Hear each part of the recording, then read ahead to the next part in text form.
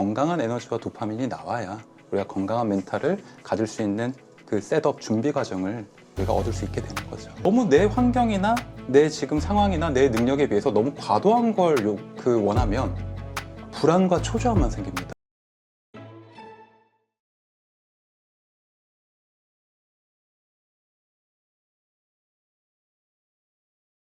네, 오늘 모신 분은 정신과 의사시죠. 박종석 원장님 모셨습니다. 안녕하세요. 안녕하세요. 자, 많은 분들 다 아시겠지만 우리 박종석 원장님도 주식 투자로 뭐 깡통도 차보고 그러다가 또 직장에서 또 해고도 당하고 아주 이 주식 투자하면서 뭐 정말 그 파란만장한 경험을 많이 하셨기 때문에 더욱이 그렇게 힘들어 하시는 분들의 심리를 잘 이해하지 않으실까 이렇게 생각이 됩니다. 자, 지금 한국 증시가 상당히 안 좋아요. 근데 미국 증시는 너무 좋아요. 그래서 미국에서는 돈 벌었다 하는 분들이 막 약 올리면서 아직도 국장에 있냐, 그러니까 막 더 화가 나고 막 약 오르고 그러면서 또 가기에는 이제 뭔가 무섭고 너무 많이 올랐다 싶어서 이러한 불안정한 심리 상태에서 되게 그 힘들어하는 분들이 있더라고요. 이런 분들 어떻게 위로를 좀 해드릴 수 있을까요? 그런 분들이 요새 병원에 너무 많이 찾아오세요. 아, 그래요? 네. 사실 이게 상대적 박탈감이나 어떻게 보면은 다른 사람은 이렇게 잘하고 있는데 어떤 국장에 좀 약간 그 비중이 많은 분들은 지금 굉장히 우울하시고 어떻게 보면 불안감도 많이 느끼시고 심한 경우에는 뭐 공황 증상 이런 것도 호소하시는 분들이 많습니다. 아, 진짜 그 주식 하다가 공황 증세가 뭐 생겼다 이런 분들이 좀 있던데 이 공황 증세가 어떤 겁니까? 사실 그 공황 증세라는 게 많이들 알고 있으시겠지만 네, 별거 아닙니다. 그 누구나 겪을 수 있어요. 내가 산 주식이 뭐 하한가 간다, 폭락한다.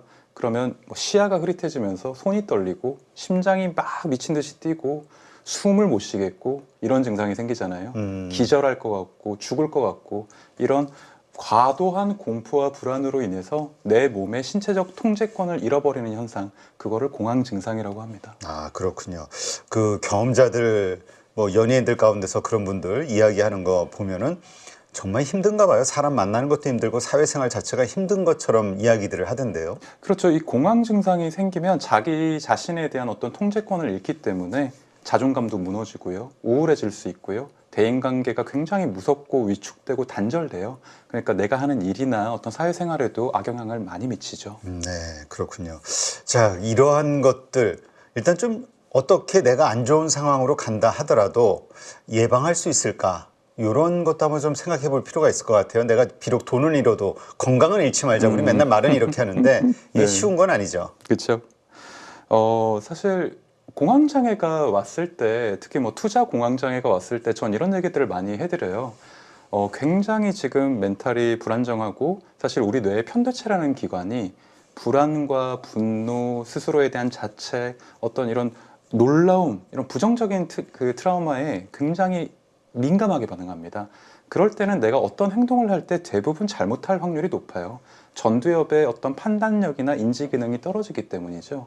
저는 이럴 때는 무조건 차라리 뭐 매매나 이런 걸 하지 말고 손 씻기를 하거나 세수를 하라고 합니다. 아, 그래요? 네, 그 우리 몸의 피부에 차가운 물이 닿으면 미주신경이 자극되면서 편도체의 불안을 떨어뜨려요. 그리고 한 템포 우리를 쉬게 해줍니다.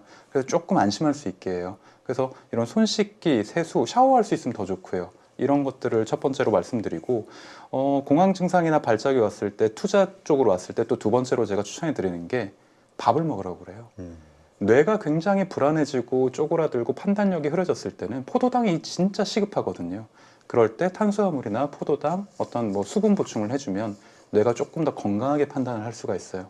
그런데 공황장애 왔을 때 사실 밥을 먹기가 좀 쉽지 않아요. 왜냐면 네. 이미 식욕이 떨어지거든요. 그래서 사탕이나 초콜릿 이런 걸 입에 물고 약간 쉬는 게 좋습니다. 아, 그럼 그래요? 굉장히 도움이 되고요.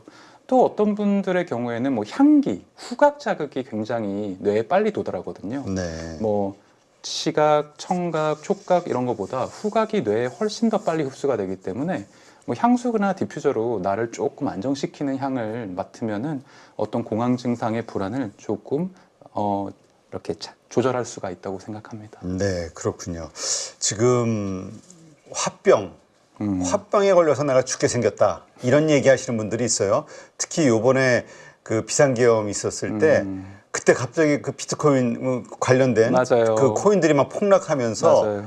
거기서 뭔지 몰라 너무 무서워가지고 던졌다. 네. 그래서 뭐 손실이 뭐 커졌다. 뭐 이런 얘기하는 분들도 있고 그 이후에 빠진 어떤 주식의 변동성 여기에서 또 공포에 매도한 분들 또 손실이 커졌다 해가지고 막 원망이 막 커지는 거야. 이건 내 탓이 아닌데 막 이러면서 그러다 보니까 이제 화병이 자꾸 생기는데 하면서 이 막 토로하시는 분들이 요새 댓글을 보니까 많더라고요.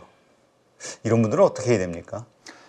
사실 화병이라고 하는 거는 신체적 우울증을 얘기하는 거예요. 그러니까 몸으로 나오는 우울증이라고 보시면 되죠. 막 숨쉬기 힘들고 화가 나고 그리고 가슴이 되게 답답해요. 명치가 걸려서 안 넘어가는 이 안 넘어가는 내 안에 어떤 이 응어리를 뭐냐? 분노거든요. 그러니까 분노가 소화가 안 된 겁니다. 그러니까 이 분노를 소화시키는 방법이 되게 중요하죠. 네. 그 사실 이 화병이라는 것 자체가 우리나라에만 좀 있는 개념이에요.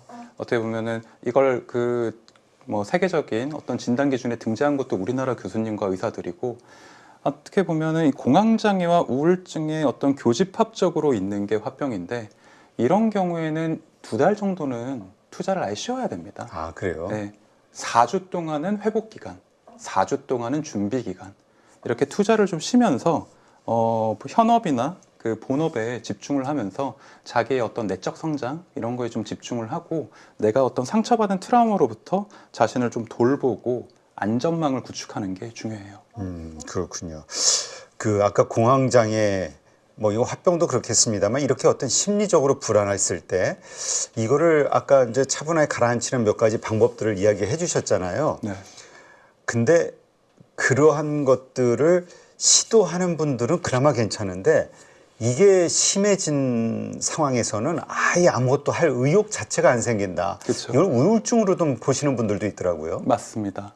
그러니까 공황 증상이 딱 한 번 나타났다고 해서 이걸 저희가 심각하게 공황장애다 병이다라고 보진 않아요. 뭐 딱 한 번 있거나 뭐 한 달에 한 번, 2번 이 정도는 저희가 지켜봅니다. 그런데 이런 증상이 반복되고 또 외부 환경에 의해서 이런 분노와 우울감이 계속 촉발되고 자극될 수가 있어요. 뭐 지금 같은 상황도 조금 그렇죠. 이런 경우에는 우울증으로 발전할 수 있는 가능성이 굉장히 커집니다. 사실 이런 사회적 불안, 어떤 이런 것들은 일종의 전염병과 같아요. 의심과 불안이 생기고 그게 망상으로 확장될 수가 있죠. 의심과 불안이 점점 심해지면 대인관계가 단절되고 믿지 못하게 되고 이러면 사람이 굉장히 재앙적이고 부정적인 인지를 하면서 파국적 사고를 해요. 네. 우리나라 이제 망한다. 그런 얘기 많이 하잖아요. 그렇죠. 뭐 미국장으로 도망가야 된다. 우리나라는 이제 침몰한다. 이런 식의 얘기를 부정적인 미래관들을 되게 부정적으로 편향이 많이 됩니다. 사실 이런 거를 막기 위해서는 우리가 사실 우리는 이런 사회적 불안과 전염병의 어떤 이런 환경을 불과 몇 년 전에 경험을 해봤어요. 코로나 때 그랬죠. 그랬죠. 네, 이럴 때는 내가 지금 불안하고 상처받았고 뭔가 그러니까 면역력이 부족한 상태라는 걸 내가 인정을 해야 돼요. 그리고 외부와의 그 단절하라는 게 아니라 약간은 거리를 둬야 됩니다. 어떻게 보면은 나의 어떤 건강한 내적 성장에 집중을 하면서 나와 내 가족의 안정망부터 확립을 하고 타인과 나의 경계를 세우는 게 되게 중요해요. 왜냐하면 백신을 맞기 전에 우리가 전염병이 외부에 있는데 소통을 하게 되면 내가 더 우울해지고 더 불안해지고 점점 더 안 좋아지잖아요. 투자도 마찬가지입니다. 내가 지금 멘탈이 이렇게 많이 무너진 상태에서 불안과 조급함 아니면 어떤 포모증후군이나 다른 사람들이 이렇게 미국장으로 돈 버는데 나도 올라타야겠다. 이런 마음으로는 2번, 3번, 2차적으로 실패할 확률이 더 커요. 이럴 때일수록 충분히 스스로에 대해서 면역력을 높이면서 백신을 맞으면서 내적 성장에 먼저 집중을 하는 게 어떻게 보면 이 위기를 벗어날 수 있는 건강한 해결책이 아닐까 생각합니다. 네. 사실 주식 투자, 물론 이제 요새 한국장은 뭐 단기 트레이딩으로 해야 한다 이렇게 생각하시는 분들도 많이 늘어나긴 했어요. 근데 어쨌든 혼자 하는 기본적으로 좀 외로운 거잖아요. 그렇죠. 예, 그리고 그 짧든 길든 뭔가 계속해서 어떤 어려운 고비들이 다가오고 자기가 결정을 해야 되는 어떤 책임을 져야 되는 순간들이 다가오고 어떻습니까? 이러한 상황에서 마인드가 컨트롤이 잘 돼야 되는데, 그러니까 멘탈이 강해야 되는데 그쵸. 멘탈이 약한 분들이 있단 말이죠. 이런 분들 어떻게 스스로 좀 노력을 해서 이걸 강화시킬 수 있을까요? 저는 가장 간단한 방법을 말씀드려요. 누구나 아는 거지만 실행하지 못하고 있는 거. 건강한 마음가짐을 위해서는 사실 건강한 일상이 중요합니다. 건강한 식사, 건강한 수면, 운동. 이 세 가지가 중요해요. 왜 이 세 가지가 중요하냐? 우리가 매일 하는 것이기 때문이죠. 내 어떤 멘탈을 더 확장하고 마인드셋을 더 긍정적으로 바꾸기 위해서는 내가 매일 그 반복해서 하는 루틴에 건강한 변화가 필요합니다. 건강한 식사를 해야 되고 건강한 그 수면을 잘 자야 되고 그리고 운동을 해서 내 뇌의 어떤 그 인지 능력을 끌어올려야 건강한 도파민이 나옵니다.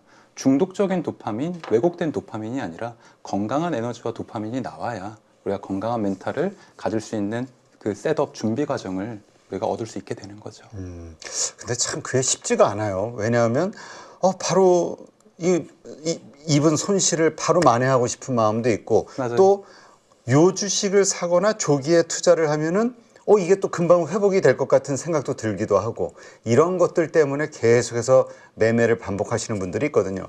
이 중독이라고 봐야 됩니까? 중독이라고 봐야죠. 그럴 때는 쉬어야 돼요. 왜냐하면 그게 쉽지는 않아요. 중독이라는 거에 대한 관성이 있거든요. 어떻게 보면은 딱 그겁니다. 내가 방금 대표님께서 말씀하신 게 제가 비유를 하자면 이거예요. 100m 달리기를 내가 했는데 한 15초 나왔어요. 근데 기록이 마음에 안 들어요. 바로 100m를 뛴다고 기록이 단축이 될까요? 아닙니다.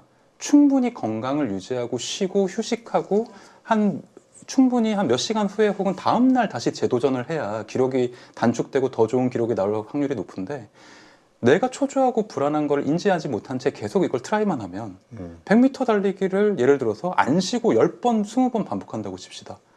점점 더 기록이 안 좋아지겠죠. 그렇죠. 전 주식 매매도 똑같다고 봅니다. 건강한 멘탈과 투자에 대한 어떤 면역력, 회복력, 자존감이 없이는 계속해서 시도해봤자 수능 모의고사, 그러니까 기본이 없이 모의고사만 한 100번 본다고 수능 성적이 오르는 건 아니잖아요. 같은 이치라고 봅니다.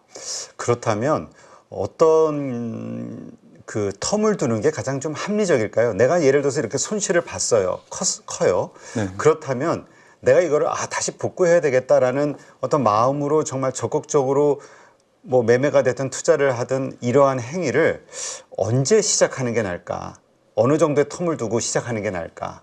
뭐 좀 있나요? 그런 어떤 객관적인 데이터 같은 게? 딱 2달입니다. 2달? 네. 그 회복기에 4주, 준비기에 4주. 아. 저희 뇌가 한 사이클 도는데 14일, 2주 걸립니다. 그러니까 이게 어떤 우울감이나 어떤 트라우마나 좋은 일이건 나쁜 일이건 지속이 거의 한 2주 정도가 공통적이거든요. 인간의 감정이라는 거는 아무리 뭐 긍정적이고 아무리 부정적인 것도 사실 14일 이상은 잘 가지 않아요. 뭐 데이터가 농구 논문도 있고요. 근데 이게 사라지기 전에 안 좋은 일이 더 중첩되고 스택이 되고 쌓이고 이렇게 되면은 아주 늘어나는 거죠. 사실 우리가 그렇게 요새 이슈가 되고 있는 뭐 공황장애나 우울증도 사실 2주 이상 가지 않아요. 2주 동안 충분히 휴식하고 충분히 회복하면은 얼마든지 이게 회복이 되는데, 계속 그 사이에 무언가를 조급해서 시도하고 실패하다 보니까 우울감이 중첩되는 거죠. 네. 그래서 4주 동안은 확실히 회복하고 그 사이에 뭐를 해야 되냐? 건강한 식사, 수면 되게 중요합니다. 네. 근데 이게 하루아침에 되는 건 절대 아니에요. 그렇죠. 오히려 네. 그런 상황에서 더 그 생각하게 되고 막 맞아요. 속이 쓰리고 힘들어하는, 그래서 잠 못 자는 분들도 많긴 하거든요. 맞아요. 그래서 사실 이거는 어떻게 보면 그 좋은 사이클 선순환을 만들어야 됩니다. 잠을 잘 못 자는 이유가 국장하고 미장하고 코인하고 이 세 개를 다 하다 보면 잠을 잘 수가 없어요. 그렇죠.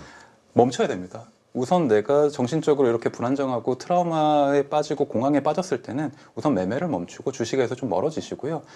제대로 숙면을 취하는 것부터 1번 하십시오.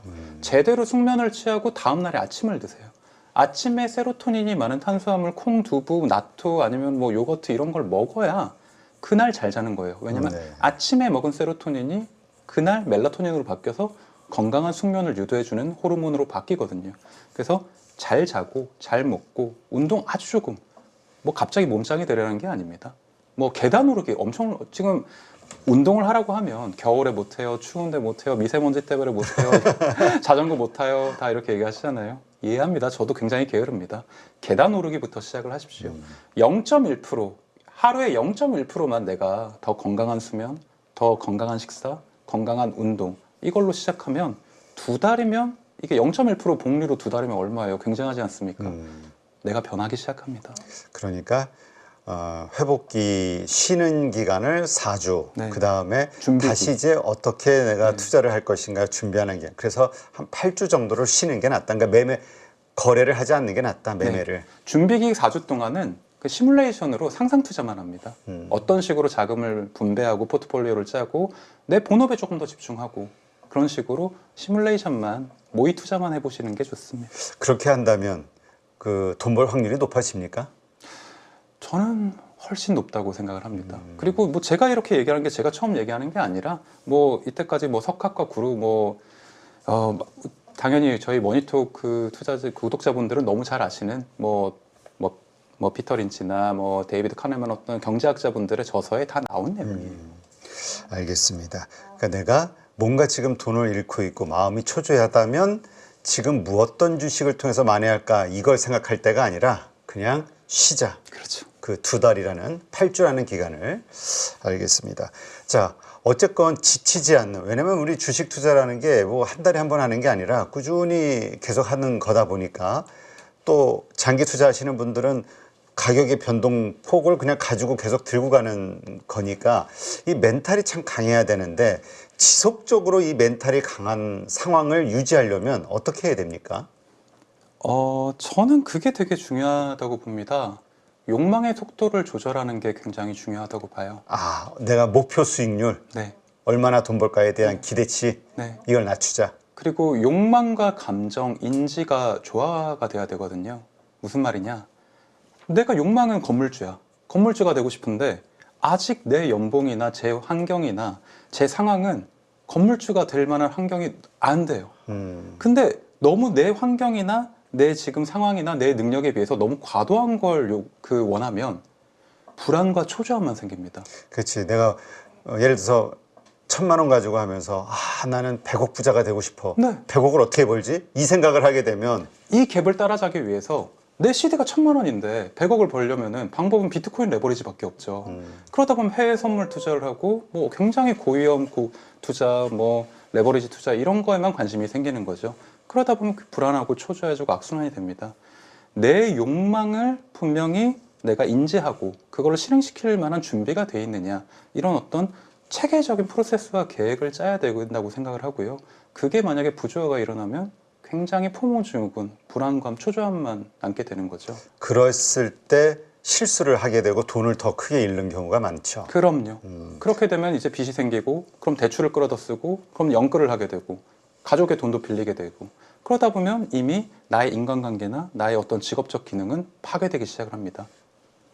알겠습니다. 참 이게 우리가 참 이 말대로 해야 된다 생각하는데, 이 심리를 거스린다는 게 참 어려운 거잖아요. 그쵸. 그래서 이 심리를 움직일 수 있다고 하면 돈 벌 수 있다 이런 얘기를 하시는 것 같은데 참 어렵습니다. 그러나 어쨌든 돈 벌려면 해야죠. 그렇죠. 예.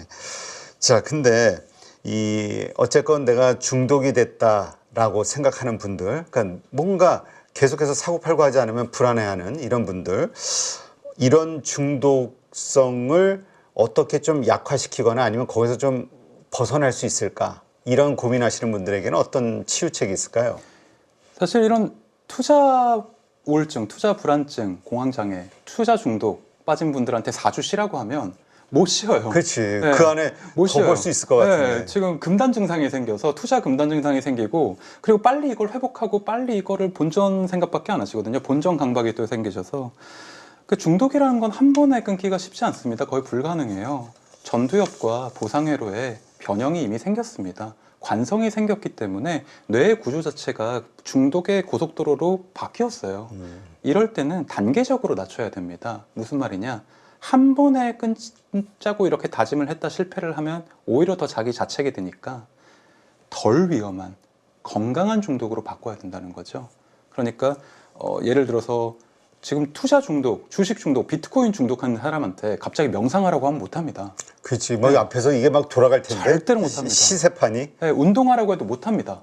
그래서 차라리 그럴 때는 웹툰을 보라거나 뭐 넷플릭스를 보라거나 아니면 좀 맛있는 걸 먹으라거나. 그러니까 즐기는 거. 그렇죠.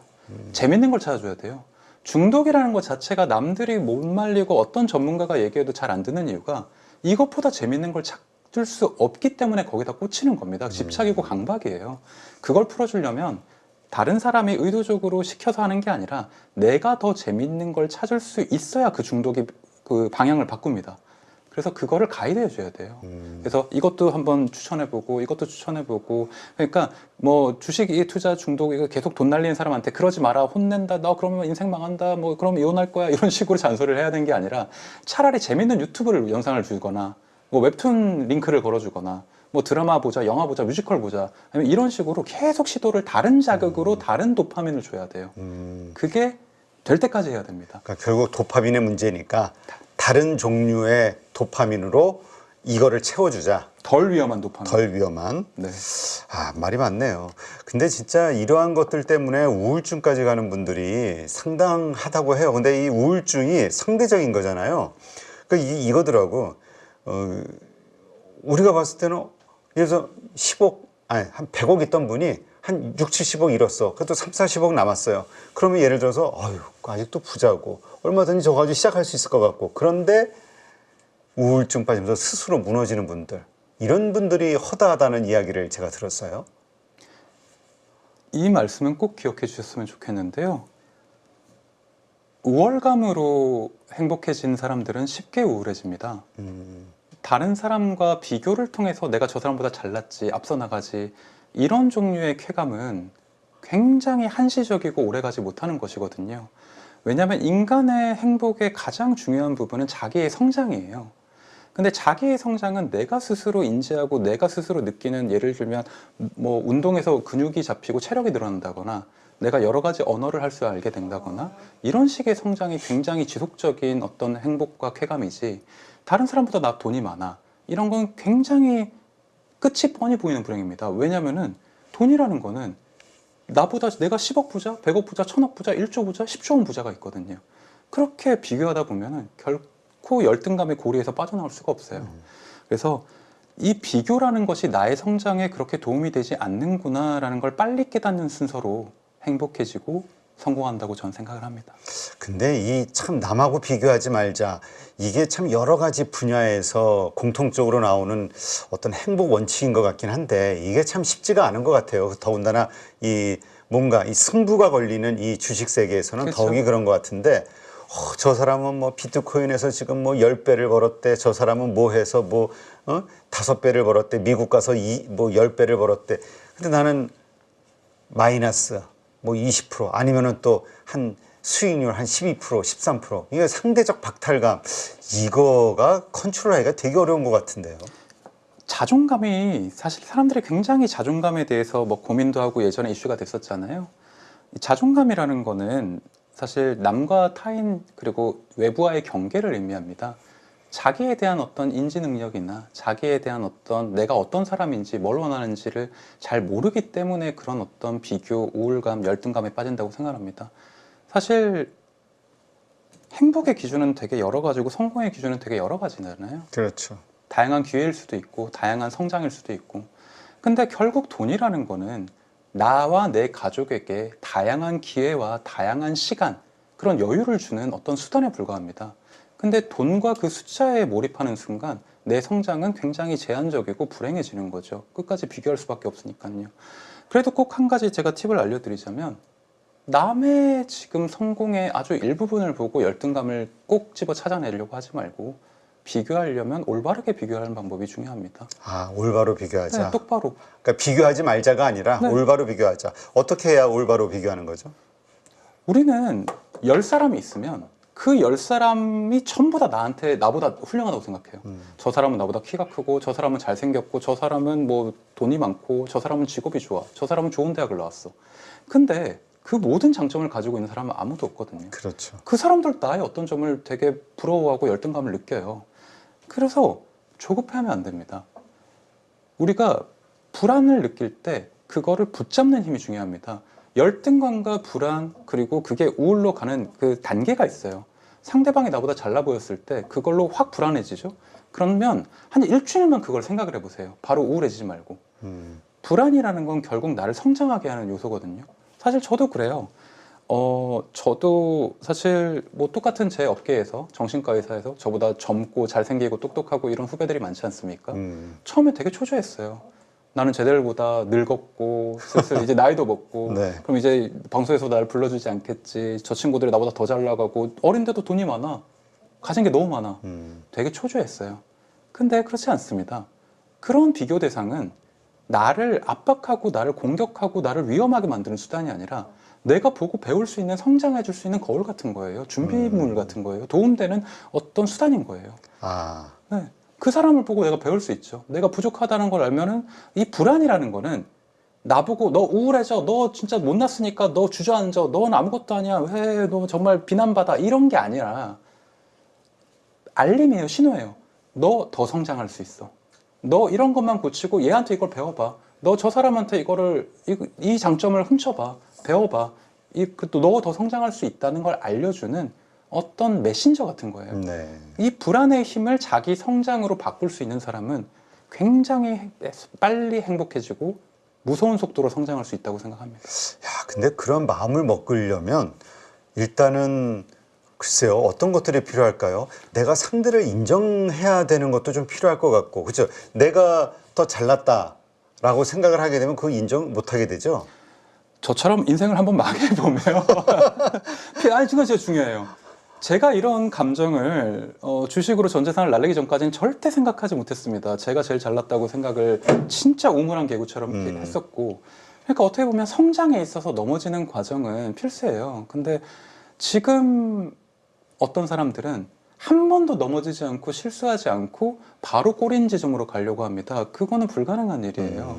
어떻게 보면은 내가 지금 걷는 법을 배우고 뛰는 법을 배우고 이렇게 착실하게 레벨 1에서 99로 가야 되는데 벌써 마음은 시작할 때 날고 싶어 하죠. 우주선 타고 싶어 하죠. 그 마음을 잘 다스리기 위해서는 실패를 해보고, 이거 악담이 아니에요. 근데 실패를 통해서 인간은 배웁니다. 잘 나갈 땐 절대 방성하지 않습니다, 인간은. 그렇죠. 저는 제가 지금은 예전에 실패했는데 지금은 먹고 살만했다 이렇게 자랑을 하는 게 아니라 제 자존감의 90% 이상은 실패가 주었다고 해도 저는 확신해요. 근데 그 실패를 통해서 내 부족한 면을 많이 생각하게 되잖아요. 그렇죠.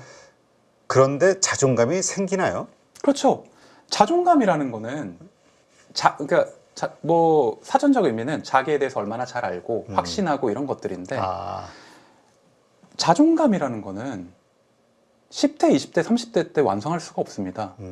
자존감의 가장 정확한 의미는 내가 어떤 사람인지를 정확하게 깨닫는 것. 네. 전 그렇게 생각해요. 그러니까 당연히 50살쯤 돼야 완성이 되는 거죠. 그러니까 실패하지 않고 나의 어두운 부분에 대해서 들여다보지 않고 계속 성공했다. 그런 나르시즘에 빠져 있는 사람은 절대로 자기 자신이 어떤 사람인지 깨닫지 못합니다. 인간은 부정적인 상황과 부정적인 일을 겪어야만 자기의 내면이 어떤지 확인하게 돼요. 그러니까 그런 일을 겪는다는 게 내면으로 얼마나 성장이 되는데 사실 우리는 그거에 대한 공포가 너무 과하죠. 그렇군요. 자, 그렇다면 이제 이러한 지금 말씀하신 이러한 것들을 기본적으로 이해를 하고 생각하면서 이제 뭔가 우리가 이제 우리가 오늘 이제 투자 얘기를 하는 거니까 그렇죠. 투자를 한다고 했을 때 그럼에도 불구하고 또 자기 자신에 대해서도 좀 잘 알아야 될 것 같아요. 그래야 자기 자신에게 맞는 투자법을 해야 되는데 그렇죠. 가끔 보면은 성격이 조급하고 그러니까 급하고 뭐죠 이렇게 파닥파닥 하시는 분들이 장기 투자 종목을 가지고 고생하는 경우도 있고 이게 좀 자기 자신을 알아야 되는데 이걸 어떻게 냉정하게 자기를 파악을 하죠? 그러니까 저는 꼭 말씀드리고 싶은 게 투자를 만약에 굉장히 높은 시드로 좀 예를 들어서 내 재산의 상당 부분을 투자를 하려는 사람은 자기 성격 검사, 자기 어떤 성향 검사부터 꼭 한번 해보시라고 설명을 드려요. 내가 불안이나 우울증에 되게 민감한 사람인지, 내가 장기 투자를 할 만큼 인내심이 높은지 아니면 그게 맞지 않는 사람인지, 자기 자신에 대한 어떤 성향이나 성격을 정확하게 분석하고 투자를 거기에 맞는 방향으로 금을 할 건지 채권을 할 건지 ETF를 할 건지 뭐 종목을 한다면 어떤 종목을 할 건지 미국을 할 건지 아니면 뭐 선물을 할 건지 이런 식으로 맞춰가야 된다고 생각을 하고요. 그리고 그 성향에 따라서 밸런싱과 포트폴리오를 나눠야 된다고 생각합니다. 가장 기본적인 거는 또 적응을 하고 우리가 그 대응을 해야 되니까 뭐 주식, 채권, 뭐 어떤 금이나 원유, 선물 뭐 이런 것들 나눠서 해야죠. 뭐 당연히 현금도 갖고 있어야 될 거고요. 또 우리나라 분들은 또 대부분의 재산이 부동산에 들어가 있지 않습니까? 그렇죠. 네, 그것도 신경 써서 또 내가 언제 어디로 이사를 갈지, 내가 자녀는 몇 명인지, 그리고 내가 지금 예를 들어서 다음에 우리 애가 곧 초등학교 가서 뭐 예를 들어서 좋은 학군으로 이사를 예정하고 있는데 내가 주식을 전부 다 뭐 종목에 올인해가지고 그거를 단타를 칠 생각을 하면 안 되지 않습니까? 아내와의 관계, 가족 간의 관계, 우리가 이사를 어디로 갈 건지 이런 어떤 내 환경적인, 가족적인 것까지 다 생각을 해서 어떤 구체적인 플랜을 짜야 된다고 생각합니다. 네. 내 자신을 정말 제3자가 보듯이 정확하게 파악할 수 있는 가장 좋은 방법 있다면 뭐가 있을까요? 가계부 쓰는 거죠. 아, 가계부? 네. 가계부, 글쎄요, 돈 관리하는 데는 도움이 되겠지만 어떤 면에서 도움이 될까요? 가계부 쓰고 일기 쓰고 그리고 자기의 어떤 이게 돈이라는 게 어떻게 쓰냐에 따른지를 내가 트래킹을 하다 보면 내 어떤 일상이 보입니다. 내 습관이 보입니다. 내 행동 패턴이 보입니다. 내가 어떤 식으로 소비를 하는가? 난 지하철을 타나? 버스를 타나? 뭐 택시를 타나? 어떤 식으로 이동하고 어떤 식으로 출퇴근을 하는가? 내 루틴을 아는 거죠. 네. 그리고 또 한 가지는 가족에게 물어보는 게 되게 중요합니다. 나 자신을 제일 잘 아는 사람은 나 그리고 같이 사는 사람이죠. 부인, 남편, 아니면 아이들, 뭐 친구들, 또 부모님 이런 사람들에게 내가 어떤 사람인지 객관적으로 물어보는 게 굉장히 중요하다고 생각합니다. 그 물어봤다 솔직하게 얘기해줘가지고 싸움 나는 경우 있잖아요. 아, 그 얘기를 되게 많이 하세요. 그게 뭐 처음에는 좋은 마음으로 그래 내가 이렇게 새로 리셋하고 리프레시하고 해가지고 내가 새로 시작해야지 라는 마음으로 네. 내가 받아들일 테니까 걱정하지 말고 다 얘기해봐. 근데 기분 나빠지면 이게 그러니까 그런 나 계좌 반토막 선생님 저는 계좌가 반토막 나서 절대로 얘기 못 합니다. 이런 얘기 많이 하시거든요. 근데 숨기다 걸리면 계좌가 아니라 가정이 반토막 날 수가 있습니다. 네, 꼭 공유하시고 솔직하게 얘기하시고 그게 문제예요. 그러니까 내가 가장 사랑하는 가족에게 오픈 못할 정도로 내가 도파민적 사고 그리고 충동적 사고 도박형 투자를 하고 있다면 이미 내가 잘못된 그 방식으로 접근하고 있다는 거거든요. 같이 공유할 수 있어야 된다. 네. 왜냐하면은 아내나 남편, 가족에게 공유 못할 방식으로 투자를 하고 있다면 이거는 내가 하고 있는 평소의 방식과 뭔가 다른 거예요. 보통 우리나라 사람들이 이렇죠. 주식을 시작하는 경우가 야 친구가 야 이거 2배, 야 이거 좋은 소식 소스 뭐 찌라시 뭐 걔 이걸로 2배 먹었대, 2배 됐대. 야 무조건 미국 주식 이거 하래. 그러니까 내 환경에서 내가 가장 가까운 사람이 인정하고 납득하지 못하는 주식이 뭐 어째 투자 방법이면 이거는 객관성을 잃었다고 보셔야 되는 거죠. 네, 알겠습니다. 하여튼 우리 투자하시는 분들이라면은 투자자로서의 성공한 어떤 시간을 보내기 위해서는 오늘 우리 박종석 원장님이 말씀하신 이 전체 이것을 한번 잘 생각해보고 적용을 해봐야 되지 않을까 그런 생각이 듭니다. 네, 우리가 기법도 중요하지만 이 멘탈 관리법 이것도 상당히 그리고 이길 수밖에 없는 그 투자 환경 자신의 이런 거를 만드는 것도 상당히 승률을 높이는 게 아닌가 생각이 됩니다. 자, 오늘 좋은 인사이트 함께 해주신 박종석 원장님 고맙습니다.